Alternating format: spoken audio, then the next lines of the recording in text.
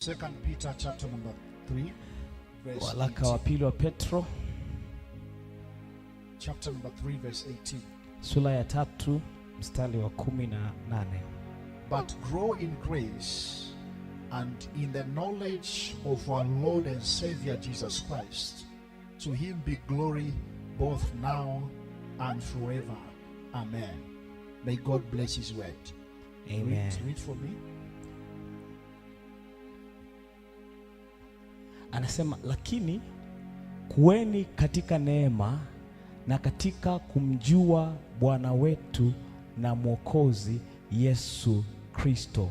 Utukufu una yeye sasa na hata milele. Now, if you look at this scripture, ukiangalia katika ile neno, there is a word and between grace and knowledge.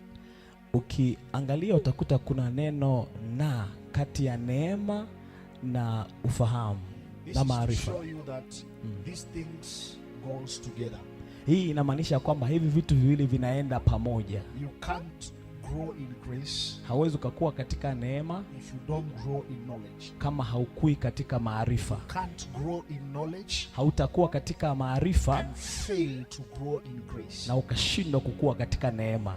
Hallelujah. Amen.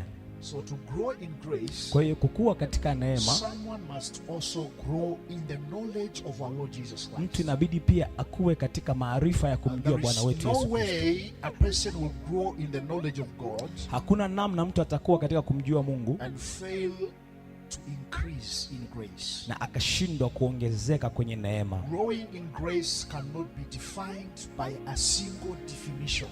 Kukua katika neema hauwezi kutafsiri tu kwa maana moja. Because it touches every aspect of a human life. Kwa sababu neema inagusa kila eneo la maisha ya mtu. So any attempt to explain growing in grace falls short if it is separated from spiritual growth. Kwa hiyo kutafsiri kokote kwa neema kunapungua kimaana kama kusipotafsiri au kuunganishwa na kuanzia rohoni. What can I say? Nasema nini?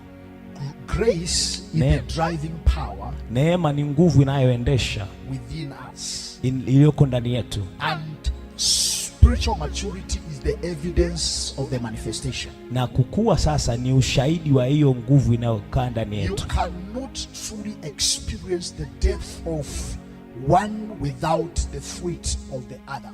Hauwezi ukaona kina cha upande mmoja bila kuwa na matunda ya upande wa pili. Clap your hands to Jesus.